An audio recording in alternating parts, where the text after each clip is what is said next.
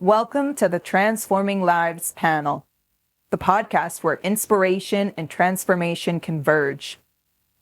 Each week, we come together to explore the depths of personal growth and life-changing experiences. Come along with us as we deep dive into personal stories. Through intimate conversations, our guests and panel reveal the pivotal moments that have defined their paths, shown their strengths, and formed their passions. We are so happy you are here, and we welcome you to our circle where empathy and empowerment are always at the forefront.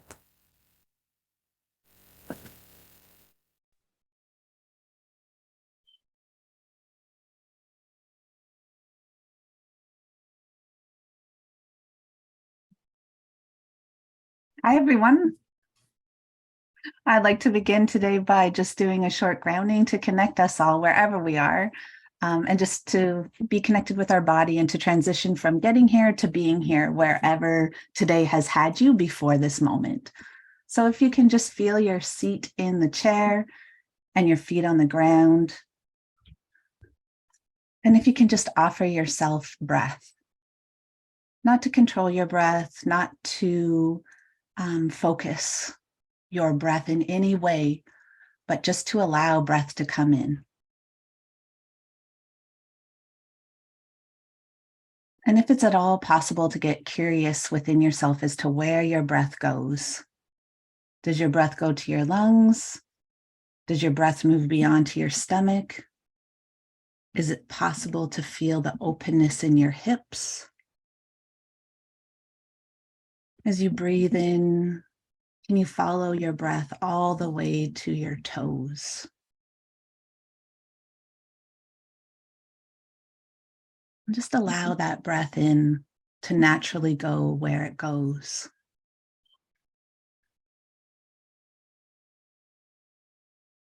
And as I said, I offer this space to transition from getting here to being here.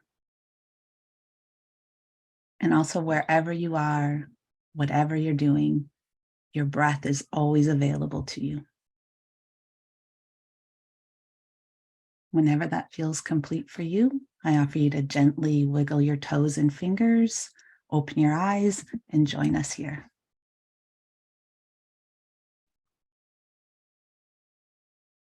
Thank you, Kate. That was really special.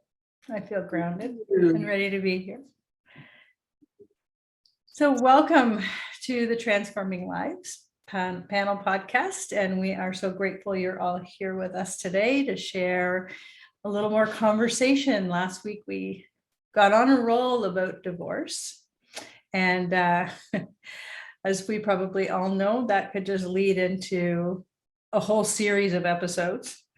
But today we thought we would narrow it down and focus more on the effect on kids and maybe some advice, what to do, what not to do, our biggest regret, our biggest win, to try and get through what would be a really tough time anyway. But first, how's everybody's day? I've had a little bit of a crazy day today, but glad to be here and happy to be focusing on making a difference. Nice. I've had a very productive day, and I'm happy that I did. So, and I'm excited to be here. It's funny how my day can be just a disaster, and then as soon as I get in front of this group of people, I'm just like, okay, this is good. This is, even if it's a tough subject, it's still great connection. This morning, I did part one of my trauma-aware communication workshop. It's a two-parter, and it's a different, it's a shift into trauma-aware communication because it is of self and what's going on with self. And just thinking about kids and divorce really got me thinking about trauma-aware communication. So yeah, that's how my morning started. Well, my day is wonderful. my day started with a workshop with my senior group, which I'm a part of. And I think, like you said, Cheryl, I think when you look forward to being in a space of conversation with people, it makes all the difference in the world. Mm. And I think the more you do podcasts or groups, the more you realize how we need to exchange conversation and how important it is to making our day and our lives. So Yeah, I I think think it's- that's really true because I sort of found, as I say, it was a bit of a crazy day, but I knew that I had this and it was looking forward to it and was sort of getting organized for it. And it just goes to show that, you know, as people are going through different things in their life, making sure that even if you don't necessarily feel like communicating and seeing people, that you still put it into your calendar and make it happen, because often it's kind of, once you take that first step, then you're really glad that you did. It's kind of like exercising, right? Like if you think about doing the whole hour, it's like, oh my God, like you never get started. But if you just sort of say, okay, I've just got to get on the treadmill. Once you're on, it's easy to keep going. It's that getting started that is the difficult piece sometimes. And so, yeah, I really noticed that today too. As I say, it was a crazy day, but I knew that I had this. And as I was sort of started getting ready, it was like, okay, like, you know, this is good. And think about how you apply that in all things of life. Mhm.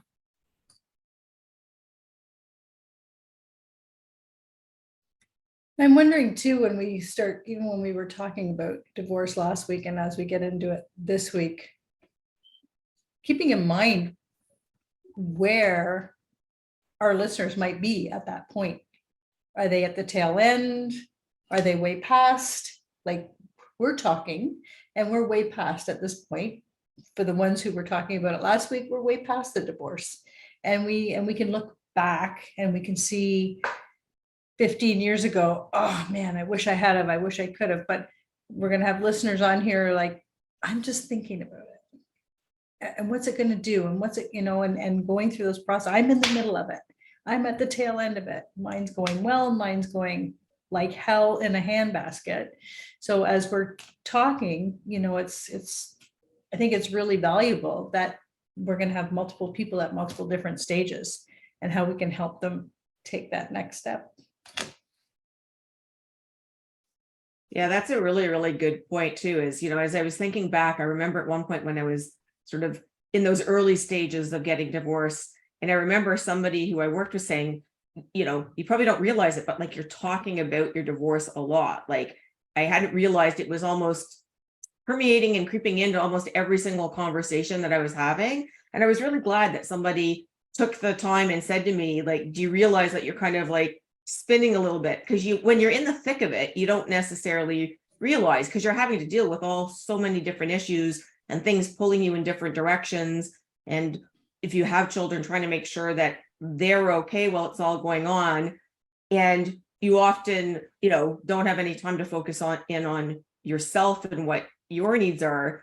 But as I say, then you realize all of a sudden, like, that it's that primary thought that you're having, and it's coming into all your conversations. And once he said that to me, the gentleman that I worked with, it really made me much more aware of it. And then I started catching myself and sort of started figuring, okay, I need to figure out sort of, you know, a therapist or a friend or someone that you can kind of talk things through, because I think it's really, really important. Everybody needs at least one or two people, and kids especially need someone that is not part of what is going on to talk to, because, you know, everyone else who's in the thick of it, they need somebody who's an outsider that they can talk to and just be free, and that they're not worried it's going to go back to their parents, and that they can process their feelings, good, bad, and indifferent.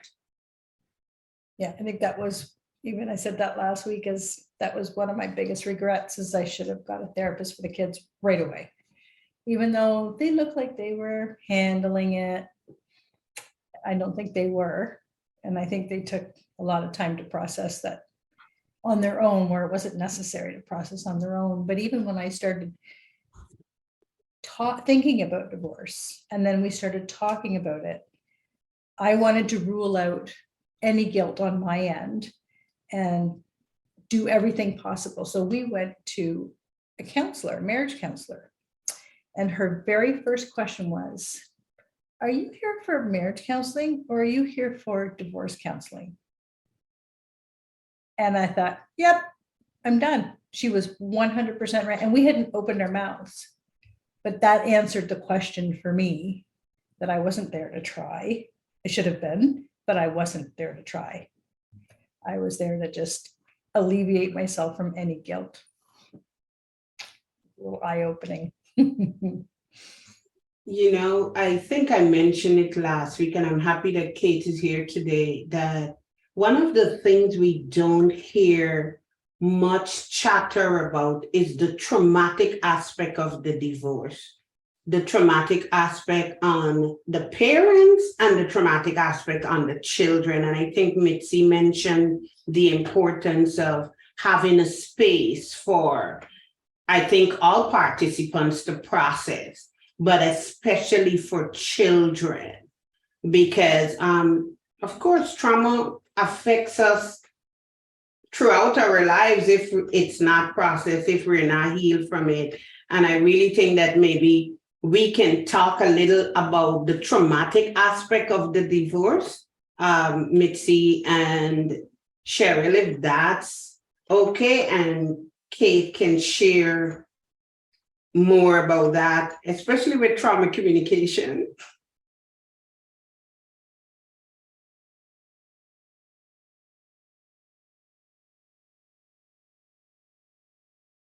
Anyone can jump in and talk about it. I don't have experience with divorce. My parents have been married, I think, 63 years next month. And I've been with my partner. We're not married, but we've been together 26 years. And I also know that self-compassion, from what I've learned about self-compassion and what I've learned about trauma, is that self-compassion really is a lifeline really for people that are going through divorce. I don't know why that moves me to tears, but I have friends that have gone through divorce. I have loved ones that have gone through divorce. And I think that sometimes, as Cheryl mentioned, you know, the guilt, or even maybe the shame, or maybe the self-judgment. And if you're at all possible to come into self-compassion, which weaves together mindfulness, self-kindness, and common humanity, right? Really looking at people are people, and people aren't perfect. You know, they're perfectly imperfect, and that divorce is very common. And then if we look at mindfulness, like just for now, as Mitzi said, how she realized, or somebody brought it to her awareness, that she was really in it and all consuming, where mindfulness allows us to shift in this moment, I realize I'm suffering. In this moment, I realize I'm suffering. And how can I be kind to myself? And is this something that other people have experienced? And so I'm sure there's many emotions when you're going through divorce. And then if you can come back to that self-compassion with yourself. And what I know for self-compassion is, a few years ago, my daughter said to me, I think she was 13 at the time, said, "Mama, you're just different. You're just different." And I realized how hard I was on myself for so long, and how unknowingly that ripples into being hard on my loved ones. Because if I'm holding those expectations for myself, for sure, they're going to ripple into these children that I think are a product of me, which I did think, which now I don't, but I really was connected to that belief that these kids represent me. So I'm just curious, as we think about kids and divorce, and what else I know is that a child, if they have to choose between attachment or authenticity, attachment wins every single time. So how are these kids compromising their authenticity to stay attached, especially when families are going through divorce? Yeah, that's a really good point. Is, you know, the children feel things in different ways, and each child feels things differently. And you mentioned that sort of attachment and authenticity. And in looking back, I could really see how my kids struggled with that in, they want to stay attached to both parents, but at various times they're upset with one parent or the other because it's an upsetting process. And also I've worked with a lot of couples when I'm working with them and we're, selling the family home as an example, or they're looking at getting new places, they often try and protect the children by not including the children. But, often it's better to include them and give them a voice and have them be part of the process. Now, obviously it depends on the child and their age and all those things, but, it's all happening to them in effect, right? We're the ones as adults who decide this relationship isn't working for me. It's not working for my partner, whatever the case may be. And so we need to make a change. The children get forced into the change. And, even amongst themselves and their siblings, they may process it and feel it differently or feel more aligned to one parent or the other. And of course, as a parent, if you see them aligning with the other ones, you can't help but feel a little bit hurt. On the other hand, you want them to have a relationship with, unless there's abuse or something like that, you want them, it's so much better for kids to be able to have a relationship with both parents, even if they aren't together, and trying to help them. And as you say, giving them that safe space and also, making the school aware of what's going on. I think that's another big thing that I see people sometimes miss doing is giving the kids' teachers a heads up as to what's going on, because sometimes it plays out in what's happening at school, right? They all of a sudden they used to be an A student, but now they're not getting their assignments done. They're much more distracted. They're whatever the case may be. But if you give the teacher a heads up as to what's going on, then they can kind of be aware of it and maybe, make some extra accommodations or reach out, or maybe they have some good tools, because in a classroom, I'm sure they have lots of kids that have gone through that. So thinking about those other resources and other family members too. I think that's another big thing, right? You see kids end up in gangs and things like that when they don't have people to talk to, and aunts and uncles and family members and people who actually care about them, though, connecting them to those people so they have that resource, because they're close to the situation, but they're not right in the thick of it.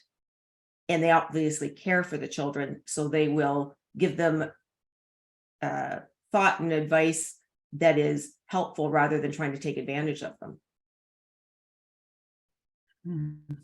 Mitzi, I'm sorry, Kate. I'm so happy that you mentioned the effects on the children's academic performance, because of course I don't have the personal experience. So I was reading a lot today about the psychological effects, and one of the effects is academic difficulties or changes in the academic performance, and how children and what you said about being honest with the teacher or with the school, it's important, because one of the effects of divorce is the difficulty concentrating.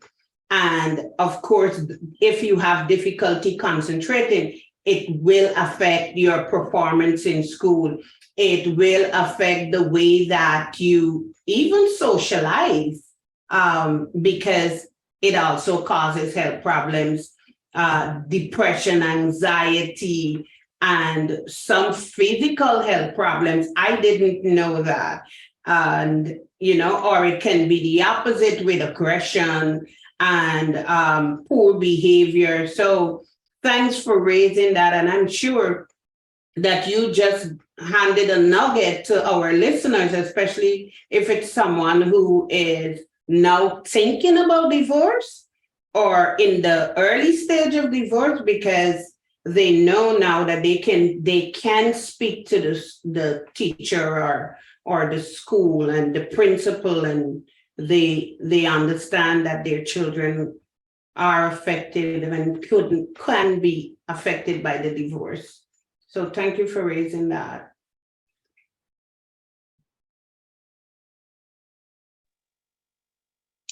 I want to share some different points of view regarding being married and not having children, but still being affected by rules that were on the. I got married in, actually, I was married in North Carolina, and I lived in Maryland, and it took me 3 years to get a divorce, which was traumatizing because usually it would take a year, but they had a child preservation law from back in the day that was, as I viewed it, affecting my life from moving on. So it was like to be entangled in something that I was trying to move out of that I couldn't legally. And so even though I didn't have kids, I was still affected by that. And the other part was another angle. My mother was, some people, they just become disassociated, but they don't get a divorce. So after I had my divorce, I think, the husband can say that, he wants you to go back to your maiden name. So at that particular time, my mother was not divorced, but she was getting a divorce from my stepfather. So I'm an adult now after my divorce, and I'm like, oh my God, now I'm just like, at this point I'm saying the names, like I've had enough names, like, so I didn't want a last name. And so for me, that was like my trauma, because it's like, this name doesn't mean anything. I don't want that name, somebody telling you what name you could use. So I had decided that I just was going to drop my last name, and I did. And then, so anyway, people probably don't think about, like, when they separate from someone, like how that would affect an adult later in life. Then they're with someone for 20 years and then they finally get a divorce from their husband. And now their name changes from the children's name. And so anyway, so that's my twist on things that could actually happen. So I had the one name until I came back to New York, and then we were all computerized. And as you know, to put your pertinent information, you have to put a last name. So if anybody wants to know, that's how I have two first names, but then I had to end up using something. So that was another trauma for me, because it's like now the name trauma that I was trying to rid myself of, now I still have it, because I'm using a name. I only wanted to use one name. I can't use that. And then when I say what my last name is, people, because technically now I just use my middle name as my last, but then people always think it's the other way around. So it just adds confusion for me. So, yeah. And even though I wasn't here last week, so my little short divorce story is that happened around, I guess, at the age of 30, the magic age that I always look forward to being, because I guess when I was younger, my aunt was 30, and I just thought she had all the answers to everything. So some people don't like to look forward to being 30 for some people, but for me, it was like the most difficult and the best year of my life altogether. So I handled it pretty well. So anyway. I love that story with your name. Yeah. I loved how you worked through it. I know Yeah, it's I trauma, went through- but it feels like you found a way. And I thought, Well, yeah, but cool. as we have progressed now, and people have so many choices, I'm thinking, like, now I'll just be like, I should just have a class action suit, because if I don't want to have a last name, I should be able to not have to put that pertinent information in the computer, because you can't go any further. So to get my social security card and all that, they put UNK at first. And then of course that was my last name and it needs. So anyway, there was no solution. So yeah, times change, but Yeah, the you name never thing is know. actually a really interesting thing because that was one of those things too. Because I had been Mitzi Harnick, then I became Mitzi Harnick Pollock. I hyphenated my name when I got married. Then divorced, became Mitzi Harnick again, and then got remarried and became Mitzi DeDune, right? So like all these different iterations of the same person as you're going through that, and then as you say, the effect on the kids. My children, became very close with their stepfather, and he is, for all purposes, their father. I mean, he's the one that's raised them. And my ex, there was a lot of issues, and he was not there for the children in the way that they needed him to be. And both of my children actually wanted my husband to adopt them and to change their name so that it would match mine and his. And my ex wouldn't allow the adoption. Well, originally said he wouldn't, then he changed his mind as soon as we said, okay, yes. He's like, no, that can't happen. But once the children became of age, they made the decision on their own to change their name because that was what they felt. But until you sort of mentioned it, Katrina, I hadn't really sort of thought about that sort of part of it. But I remember at the time, as you say, like it's such a personal thing, and how frustrating it was having to go through that and explain to people, and all of those different things, and about something so simple as your name, but all of the different things that transpire from it. Why is your mom's name not the same as your last name, and all those things. They're all little things, but they all add up and can create stress for the kids, for you yourself, as the case may be. That was a very interesting thing that you mentioned, Katrina, and how it affected you as well. Kate, I think you had something you were going to add in there. Yeah, I was just going to go all the way back to when you talked about kids and you mentioned gangs, and it's Dr. Gabor Mate's work around attachment versus authenticity, and kids really, as humans do, to attach, right? So if they can't attach to their parents, they will attach to a peer group. They will attach to a gang. They will attach where they can attach. And another thing that you mentioned, and I'm just thinking of people who are maybe at the beginning or thinking of divorce, or your kids, every behavior is expressing a need. Behind every behavior is a need. So if you see your child yelling or screaming or crying or kicking, or there's a need behind there. And so, and I understand, well, I don't understand, but I could imagine there's a million things going on as you're processing your own inner world and outer world as you're going into divorce. And then if at all, you can be connected with yourself, and then also for your kids to know that whatever you're seeing, if you can just get curious a little bit about what's going on underneath there or behind there, or how maybe your child is longing to connect with you, but doesn't really know how to do it. But this big behavior might be the way that it can happen. I think often people are like, oh, they just want attention. Of course they do. That's exactly what kids need. That's how they live, thrive, survive. Your words that you brought up really brought that to mind for me.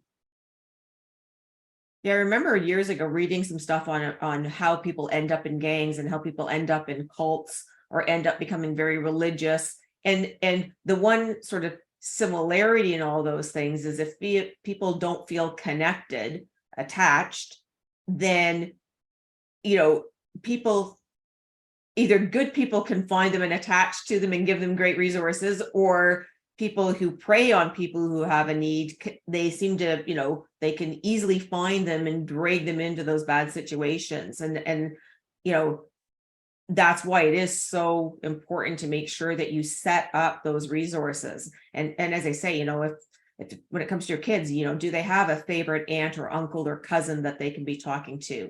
Is there a neighbor that, can be a good resource? Thinking about people who they know and that they already feel connected to, that might be able to be a good sounding board for them. And also the same way as you mentioned it to the school, mentioning it to your kids' friends, that their parents, right? Depending on the ages of the kids, obviously that's may or may not be something that to do. But I mean, certainly with young kids, mentioning it to the parents of the kids that your kids play with, we're going through this situation. You might notice this, please keep an eye out. Because it does take a village to raise a kid in a family. And if people don't know that there's something going on, they might just think it's, the kid's, all of a sudden a bad kid, versus if they know there's something going on, it's like, hey, okay, you know what, let me reach out and help and see if I can, step in there. So that often we have resources, but it's hard to ask for help. Like, I suck at asking for help. I'll be perfectly honest. I am not good at asking for help, partially because there'd been times in the past when I asked for help and it came back and bit me in the butt, right? And then you just get afraid to do it. So, that in and of itself can be a challenge. But we have to try and make it better for our kids, right? I always say, like, learn from my mistakes, kids. Learn from my mistakes so you don't have to go through them. Well, coming from the teacher end, we are very appreciative when we hear information like that. When we get the quick email, we get the quick call, because I can tell you, when I was in the classroom, I always knew when Joey was somewhere else on Wednesday nights or spent a weekend with a different parent. You always knew on Monday, or you always knew on Thursday. And that was terrible. You just knew there was a difference. And so important, Kate. I have a philosophy at school with the students: communication, behavior is communication, period. It is, they are not meeting an expectation that you've set for them. And it's too difficult for them. And that's what we need to work around. I don't believe kids manipulate or want attention or do things just, they know how to push my buttons. I have absolutely no belief in that at all. They just cannot meet that expectation that you've laid out for them, and they know it. And so they're going to communicate to you one way or another. They're going to throw a chair across the room. Kids I've dealt with in school are very nonverbal and could be aggressive, and that's what they were doing. And they could have been communicating that they were thirsty, but they were hungry. There is a tag in their back, any of those things. So I 100% agree with you, Kate. I'm glad you said that, because that's a big part of initiative at our school. Yeah, and that actually made me think when you're saying that I'm obviously, we all tend to draw from our own experience, but there's divorce situations and breakup situations where there is massive physical abuse, or where somebody's had a escape in the middle of the night with the kids or whatever, right? Like there's all kinds of different situations that create a divorce and so the amount of trauma that a child is going through, if the two parents are working to navigate and make it as good as possible for the kids, is one thing. But you can also have situations where one parent is extremely abusive, or both parents are absolute nightmares and abusive, and there's this kid just floundering out there with nothing. So looking for people that are and kids that are in that situation and trying to help and find them resources, because I remember one of my son's friends, I mean he had that, like the mother literally, like she escaped in the middle of the night, and they had moved cross country, and she had been physically abused, and I mean she had the shirt on her back when she arrived, kind of thing, and this child, and obviously that's highly traumatizing. But they did make the school aware, and the child did talk to some friends, and they got some resources. But I mean it's a very different experience, right? Just because you're a child of divorce doesn't mean it's the same as another child of divorce, right? Because I mean there's everything in the gamut there of how that experience is.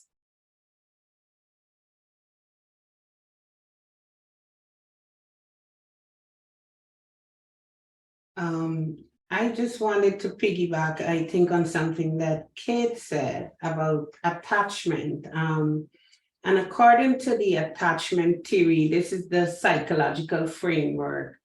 They said children who have secure attachment with their parents, they feel safe, they feel secure, they feel protected, and they are likely to develop healthy relationships with others as they grow. But on the other hand, children who have insecure or disruptive attachment with their parents may struggle with intimacy, trust, and self-esteem, which can lead to relationship difficulties in adulthood. So it is so important for our listeners to understand the impact of divorce on children, especially young children who might be in the developmental stages, because oftentimes you'll hear parents say they're young, they would get over it, and those are the children that are impacted by the whatever is happening in the environment. So I wanted to share that because I read about the attachment theory and how it affects children and how the divorce can disrupt that attachment that the children have to both parents. I don't know if any of you have any personal experience with that you can contribute to that thought. I guess I can say that usually between, they say 1 to 7, for any child is when your security is being developed. So if there's a disruption in that particular time, maybe older kids can, but you won't have that security, like someone said, that they said, oh, they're young.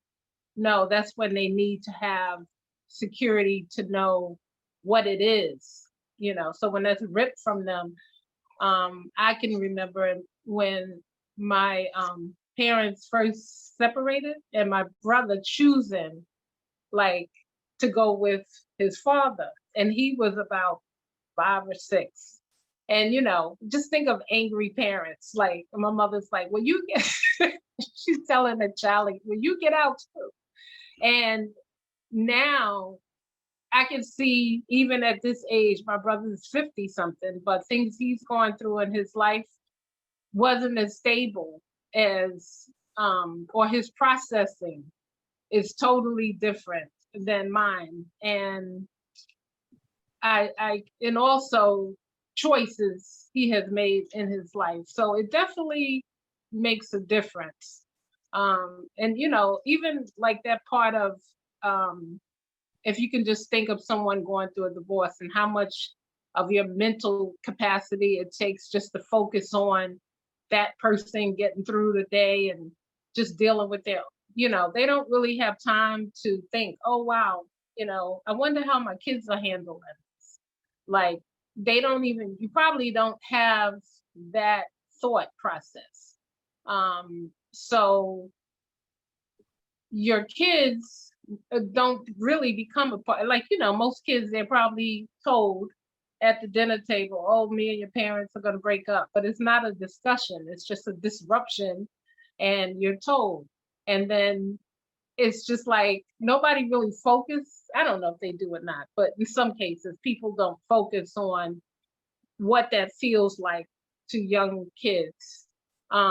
Yeah, because it was interesting. Even when I went through that as an adult, I remember, like you said, talk to someone else. And me and my sister were like, oh, talking about how it was and how we didn't personally want to be in this situation.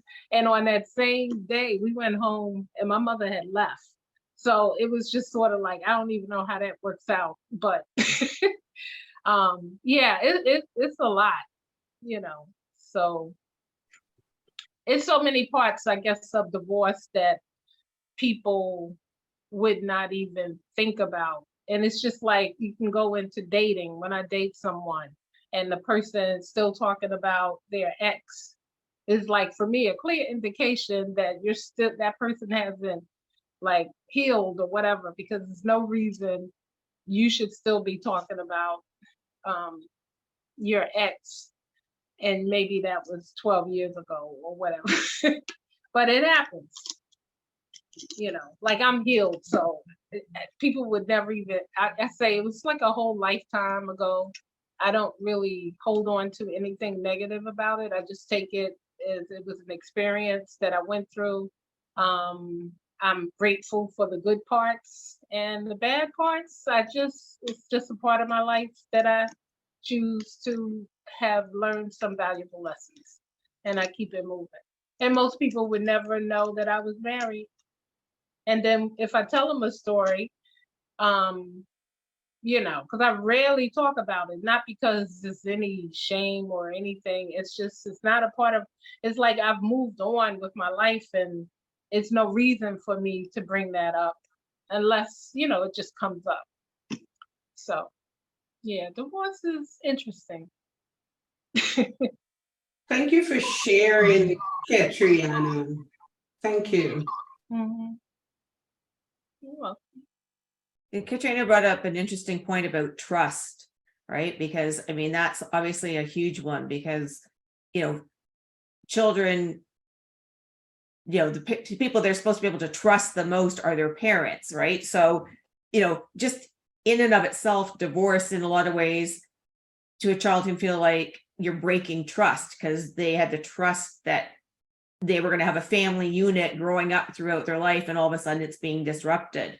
And then there's the bigger issue, if there is abuse or any of those types of things, when a parent is the abuser to a child, like the damage that it does psychologically, as far as, because your parents are supposed to protect you, right? But we all know, unfortunately, there's a lot of parents out there that don't protect their children, that abuse them. And sometimes, as you say, it's one parent or the other, and one of them escapes and tries to help the children. Sometimes it's both parents are bad. I mean, there can be many different situations, but when that trust and that ability to trust in someone and feel protected by someone gets sabotaged at a very young age, it has, as Katrina mentioned, such a rippling effect on going forward, on being able to trust and to attach and to, take those steps and build those relationships.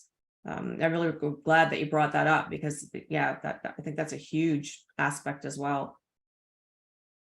I'd love to add on to that as well. My teachings have taught me that unhealed childhood trauma shows up in adulthood in the way of like trying to fix others, people pleasing, codependency, external validation needed, living on high alert, the fear of abandonment, deprioritizing your needs, needing to prove yourself, tolerating abusive behavior, attracting narcissistic partners, and difficulty setting healthy boundaries. And if you think about divorce, I could see a lot of threads that connect right to and why. And I do love the question that I've really been offering is, this way of self-compassion with self, instead of, what's wrong with me, the shift into what happened to me, with love and without shame or blame or judgment. And I say often, I never have a finger to point because somebody raised me who was raised by somebody who was raised by somebody, and on it goes. However, when we have that curiosity of self, to get curious about ourselves, and also, no matter where you are in the spectrum of divorce, how you getting curious about yourself is truly the greatest gift that you can give your kids at any age or stage or whenever. That the formative years are very formative, as Katrina, I believe, said, birth to 7.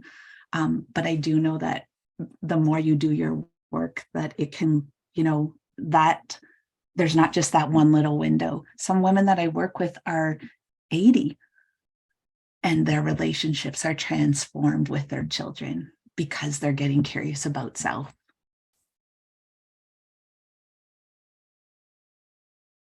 I've noticed one common conversation with parents of divorce, and that is, oh, he doesn't behave at my house, but he behaves at your house. Oh, we never have that argument, but we always have this argument. And that distance. And what I started to notice is that's where they feel safe. They misbehave because they're letting you know they're feeling safe and they can just be them and let it go. And they know no matter what, you love them and you're there. Instead of having to perform, sometimes they feel like they have to perform for the other parent because what else can you do? What else can happen? And I've really noticed that. And then there's that, the other thing where I've always said, and it depends on the situation, so I'm not judging, but I always made sure never to say anything bad about my partner, my ex, ever. And I always came from, they're 50% him. So how do they feel if I say, and he wasn't, but if I say, your dad's an ass, oh, well, which half, right? Like, I feel like that's on them all the time. And I always have to be so hyper aware. And it's easy to say, your dad didn't pay me the money, your dad didn't look after or your mom didn't look after the soccer uniform or whatever. But that's adult conversation. And I think that's, that leads into kids thinking, yeah, but I'm 50% them. And I think we always have to be super aware of that when we're having adult conversations about adult topics with our kids around.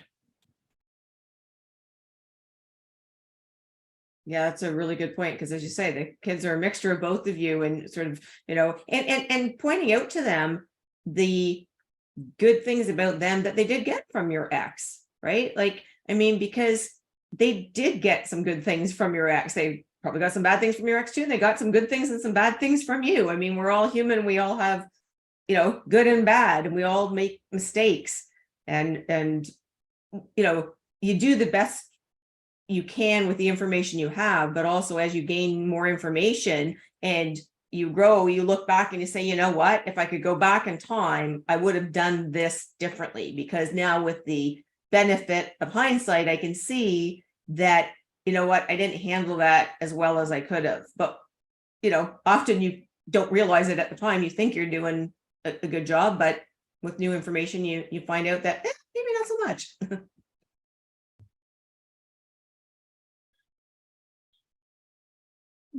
Right, Mitzi. And then if you can be compassionate with yourself, right? I think so many times we look at our history with the eyes we have now, as opposed to with the eyes that I had then, right? And sometimes I judge myself for things that, like, why didn't you do this with your kids? This wasn't even, nobody even knew this then, right? Like, this wasn't even, or I'll say, why didn't my parents X, Y, Z? Well, oh my God, this only came into awareness 10 years ago. How could they have possibly have known? So to be compassionate with yourself as well. And Kate, thank you for that. It's so important that even any listener can actually identify with that, being self-compassionate, because I think we learn to be judgmental to ourselves. We learn to measure who we are, and analyze who we are by other standards. So thank you for emphasizing that self-compassion, because you spoke to me. That's so important, because I always like, oh, you could have done this better, because I guess I hold myself to such a standard. Sometimes it's unattainable. So thank you for driving that home, because it made an impact. Thank you. Definitely. Well, I think we should maybe wrap up for tonight. And I'm quite sure that we will continue on with some of our hot topics. And anyone else have any final words, finishing thoughts?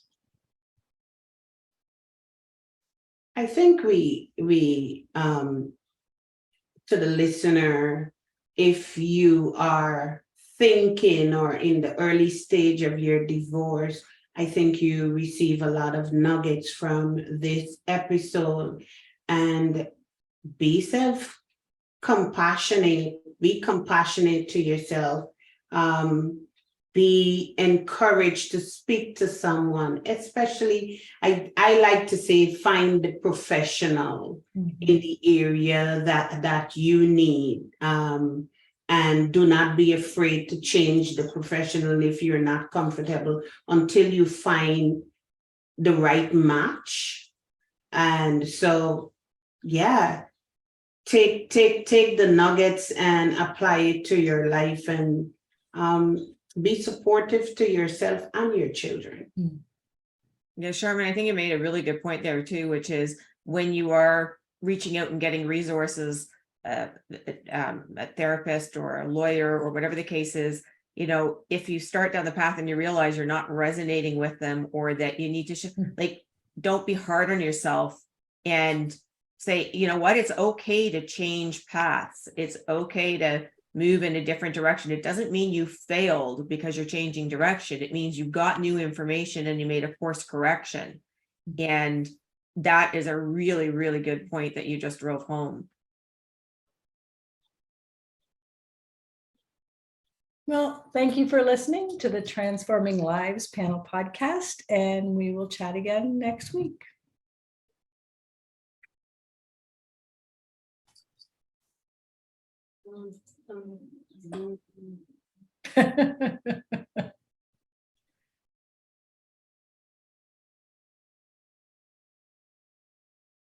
Thank you so much for joining us today on Transforming Lives panel podcast. We hope that you received some nuggets of wisdom and seeds to plant along your journey of transformation. If you enjoyed what you heard today, we encourage you to let us know and to share us with those that matter in your life. If you would like to connect with anyone from the panel or our guest speaker, you can find all of the ways to connect in our show notes. We have so much gratitude for you, and we are so thankful to be a part of your day. Until next time, take great care.